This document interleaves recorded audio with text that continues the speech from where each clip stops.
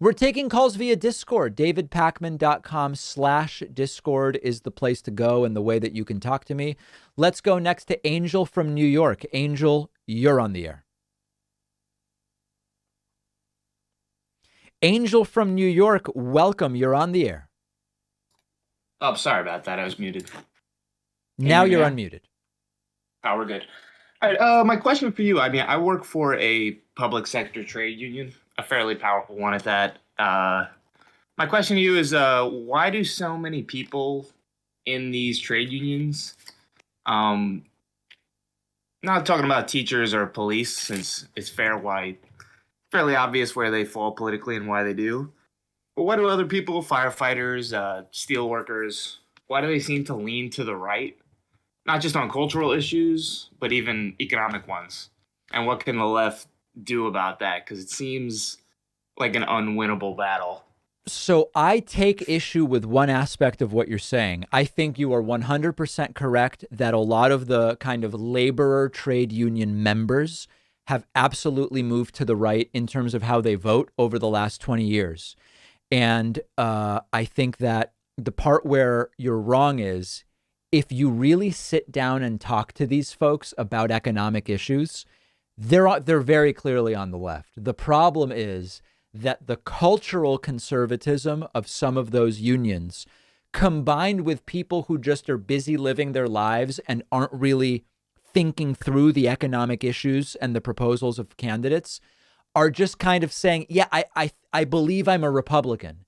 But when you really talk to them about economic issues, the things they tell you line up with what Democrats are mostly proposing and not with Republicans. So it's unfortunate because they're still voting for Republicans, but I don't actually think that they have moved to the right economically. I think they just think they have, and they're part of these culturally conservative environments. And so they just go, I'm a Republican, I'm voting for Republicans. But if you really sat them down, you'd see that they really align with Democrats on economic issues.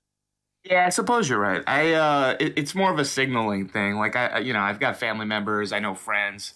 These people, they'll work for a public sector trade union, which even we have reservations about collective bargaining against the taxpayer. Mm-hmm. But like one guy will have like the Gadsden flag, "Don't tread on me." Yep.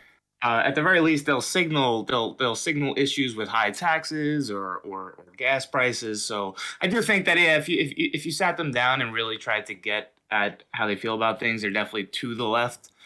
And then I guess where I'm seeing it economically is still could be grouped under a cultural understanding of where they land. Yeah, I mean, with a lot of these folks, if you say, what do you see as wrong with the economy? How would you fix it? You're going to get a discourse that points to Democrats, not to Republicans. The problem is a lot of them still vote for Republicans, and that's sad. But when you really talk to them, you would see that they point left. Yeah. So what do Democrats do about that? I don't know. It's a messaging failure. I don't know the answer. If I knew the answer, I'd be a political consultant. But I don't know. It's just an area Democrats continue to fail on. Yeah. All right. Well. Thanks for talking to me. All right. Appreciate the call. Yeah. Wish I had something a little more, I guess, optimistic to say. That's going to do it. That's going to do. Thank you so much, Angel from New York. Appreciate it.